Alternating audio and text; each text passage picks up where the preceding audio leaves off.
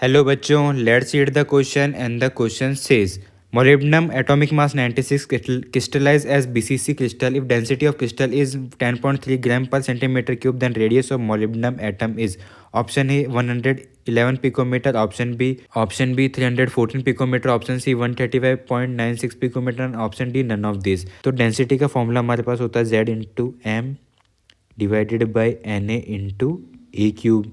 यहाँ पे रो रिप्रेजेंट करता है डेंसिटी को, जेड रिप्रेजेंट करता है number of atoms per unit cell,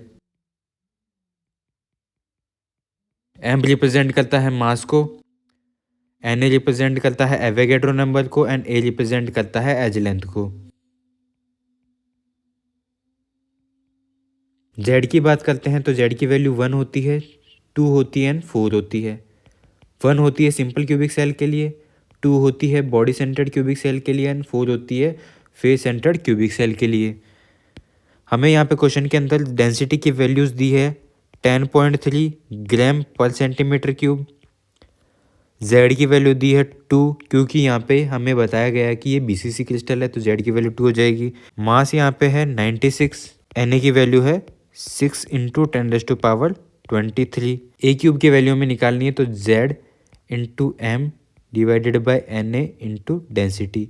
इसको अगर सॉल्व करेंगे तो 2 into 96 divided by 6 into 10⁻23 into 10.3। इसको सॉल्व करते हैं तो ये आ जाएगा हमारे पास, इसको अगर सॉल्व करते हैं तो ये आ जाएगा 192 डिवाइडेड बाई 61.8 इंटू 10⁻23। इसको अगर सॉल्व करते हैं A cube is equal to 31.0 into 10⁻24। A का अगर क्यूब रूट निकालते हैं तो ए की वैल्यू आ जाएगी 3.14 इंटू 10⁻8 सेंटीमीटर, और अगर इसको नैनोमीटर में चेंज कर लेते हैं तो ये आ जाएगा 0.314 नैनोमीटर।